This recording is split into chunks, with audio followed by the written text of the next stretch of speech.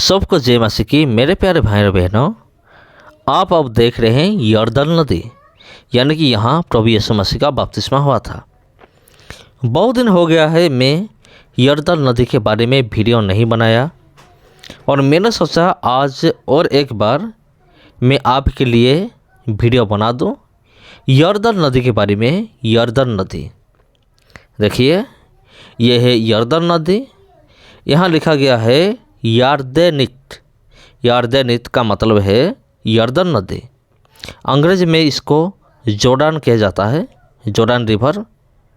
और यरदन नदी हिंदी में यरदन कहा जाता है। तो ये है यरदन नदी का पूरा एरिया। और ये देखिए, बाइबल का एक अंश लिखा गया है इधर अंग्रेजी भाषा में। तो इधर प्रभु यीशु मसीह ने जब आकर बपतिस्मा लिया, और इसके बारे में लिखा गया है। और ये अंग्रेजी में आप देख सकते हैं, और ये भी अंग्रेजी अल्फ़ाबेट अंग्रेजी, लेकिन दूसरा लैंग्वेज है, या पढ़ सकते हैं।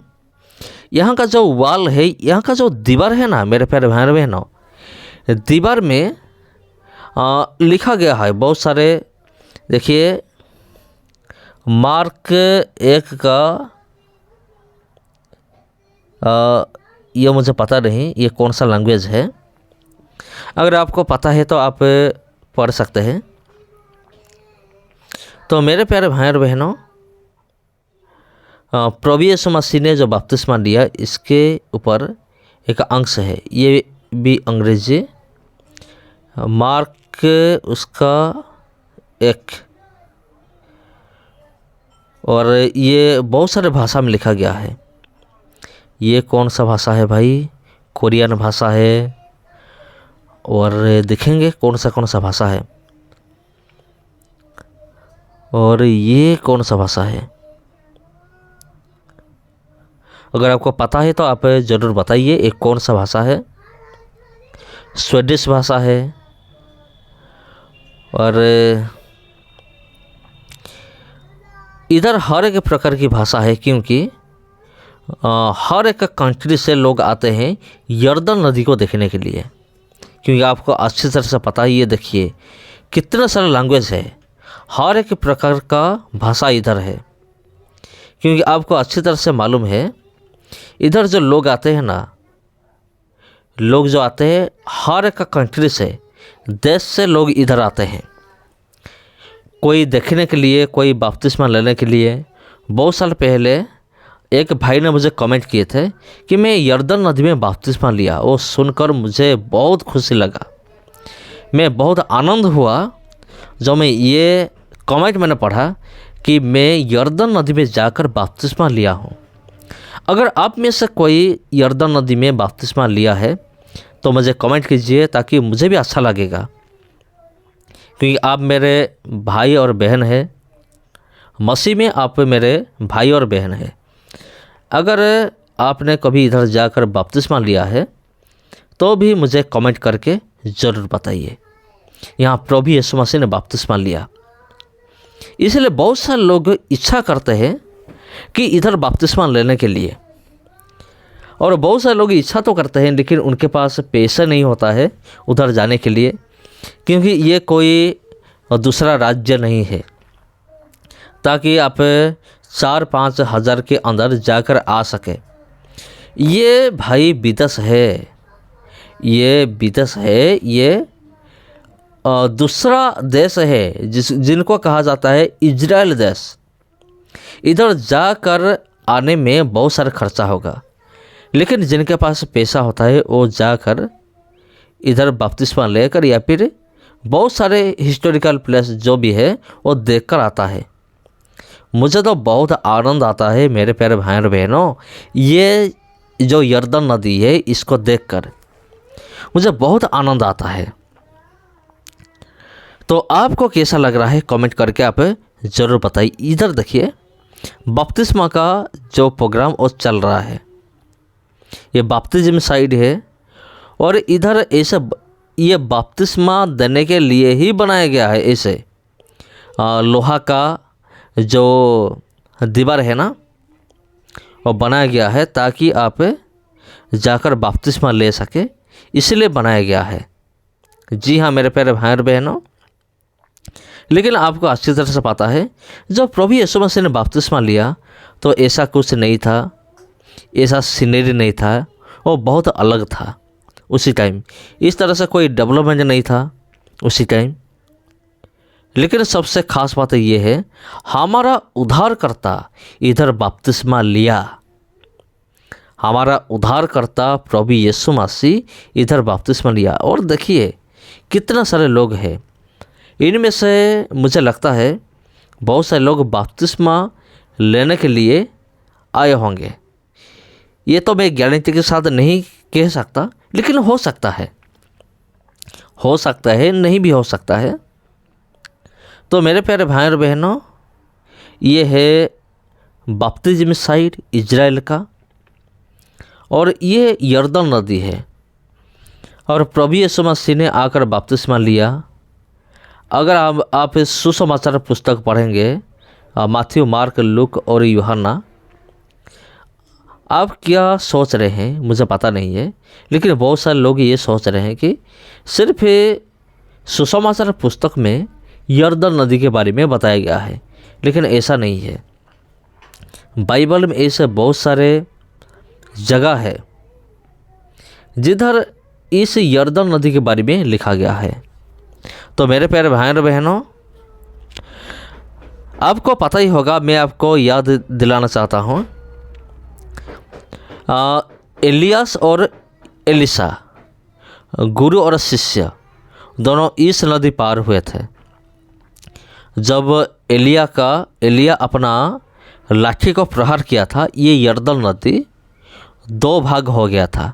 जैसे कि मूसा ने लाल समुद्र को दो भाग किया था, इस तरह से एलिया ने ये यरदन नदी को दो भाग किया था। और एक बात याद आ रहा है, अब देखिए बात क्या है। जब इजराइल का लोगों को बंदी करके लिया गया किधर, और एक देश, उधर एक लड़की थी जो कि छोटा सा, और उनका जो सेनापति नामान, उनका शरीर में क्या होगा, लेपर्सी हो गया था। उनके पास तो सब कुछ था, धन था, दौलत था, उनके पास पावर था, पॉलिटिकल पावर था, वो भी एक योद्धा थे। लेकिन एक दुख की बात यह था कि उनके शरीर में लेपर्सी कुष्ठ रोग हो गया था, इसलिए वो दुखी थे। लेकिन वो लड़की बोली, हमारा इजराइल देश में एक प्रोफेट है, एक नबी है, उनका नाम है एलिशा। अगर ये उनके पास जाएंगे तो वो उनको चंगाई कर देंगे। जब नामान ने एलिशा के पास गया तो उनको सारे समस्या के बारे में बताया। तो एलिशा ने इस यरदन नदी में डुबकी लगाने के लिए बोला था। डुबकी कितने बार? 7 बार डुबकी लगाने के लिए बोला था। तो मेरे प्यारे भाई और बहनों, तो आप ऐसे सोचिए कि सिर्फ डुबकी लगाने के लिए बोला था, लेकिन नामान रे बहुत क्रोध हो गए, गुस्सा हो गए। वो सोच रहे थे कि क्या यरदन नदी इतना अच्छा है? मेरे देश में तो और भी अच्छा नदियां हैं। लेकिन उनके लोग उनको समझाने लगे कि अगर वो आपको कोई बड़ा काम करने के लिए कहते तो आप नहीं करते, तो आप जाइए, वो एलिशा का बात मानिए और इस यरदन नदी में डुबकी लगाइए। तो नामान ने इस नदी में, यरदन नदी में जो आप देख रहे हैं अभी, इस नदी में डुबकी लगाए थे। कितने बार डुबकी लगाया? 7 बार। 1 बार, 2 बार, 3 बार, 4 बार, 6ठा बार भी नहीं हुआ। जब 7 बार वो डुबकी लगाए तो उनका जो शरीर पूरी तरह से बदल गया। ये है यरदन नदी, यरदन नदी का साइड। आप थोड़ा सा देखिए तो ये कैसा लग रहा है आपको? ये एक बात है, यरदन नदी के बारे में लिखा गया है। तो और एक भी घटना के बारे में लिखा गया है, जब याकूब का जो 12 बेटे पार हुए थे इस यरदन नदी को पार होकर गए थे। ये एक घटना है। इसलिए ये जो यरदन है, यार्देनित इसको बोला जाता है इजराइल के भाषा में यार्देनित, और इसको अंग्रेजी अल्फ़ाबेट में ही लिखा गया है ताकि हर एक आदमी को समझ में आ सके, इसीलिए लिखा गया है। तो याकूब का जो 12 बेटे थे इस नदी को पार होकर गए थे। ये एक भी चीज़ है बाइबल में लिखा गया है। जी हाँ मेरे प्यारे भाई और बहनों, बाइबल में नया और पुराना नियम दोनों नियम में ये यरदन के बारे में लिखा गया है। अगर आप कभी उधर जा चुके हैं, अगर कभी भी, तो कमेंट करके ज़रूर बताइए आप उधर कब गए और ये जगह आपको कैसा लग रहा है। कमेंट करके आप ज़रूर बताइए। तो मेरे प्यारे भाई और बहनों, यह जगह बहुत ही सुंदर है, बहुत ही बढ़िया है। देखने के लिए ये जगह बहुत ही रोमांचक है। और सबसे बड़ी बात है कि ये जो जगह है यह हमारा उद्धारकर्ता की जगह है। प्रभु यीशु मसीह का बपतिस्मा लेने वाला एक जगह है। कौन बपतिस्मा दिया? यूहन्ना प्रचार कर रहे थे, तुम अपना मन परिवर्तन करो और बपतिस्मा लो। यूहन्ना सिर्फ बपतिस्मा दे रहे थे मन परिवर्तन का। वो किधर दे रहे थे? वो इधर ही दे रहे थे। और प्रभु यीशु मसीह ने भी बपतिस्मा लिया। बहुत सारे लोग ये सोच रहे हैं वो तो परमेश्वर था, उसको ऐसा क्या ज़रूरत पड़ा कि वो बपतिस्मा लिया। वो एक उदाहरण के लिए हमारे लिए बपतिस्मा लिया। और आज बहुत सारे लोग इधर आकर बपतिस्मा लेते हैं। इधर देखिए, welcome to Yardenit the baptism site on the Jordan river. आपको वेलकम किया जा रहा है। अगर आप जाएंगे तो ऐसे वेलकम किया जाएगा। आप अंदर घुसेंगे और ये जो यरदन नदी है उधर जाकर पहुंच जाएंगे। ये देखिए दीवार में बहुत सारे भाषा में ये लिखा गया है। यहाँ आपको चाइनीज मिल जाएगा, यहाँ स्वीडिश मिल जाएगा, कोरियन लैंग्वेज मिल जाएगा, अंग्रेजी मिलेगा, हिब्रू ग्रीक भी मिलेगा। हर एक भाषा में है, क्योंकि लोग जो आते हैं ना, हर एक भाषा जानने वाला लोग इधर आते हैं। लेकिन कॉमन लैंग्वेज होता है अंग्रेजी। अंग्रेजी पूरा दुनिया को पता है, दुनिया लोग जानते हैं अंग्रेजी। लेकिन हिब्रू ग्रीक सिर्फ इजराइल देश ही जानते हैं हिब्रू ग्रीक, और हमारा इंडिया लोग भी जानते हैं। सिर्फ बाइबल स्कूल में जो पढ़ रहे हैं, पढ़ाई करते हैं, सिर्फ वो लोग जानते हैं हिब्रू ग्रीक। तो ये देखिए जगह कितना बढ़िया है।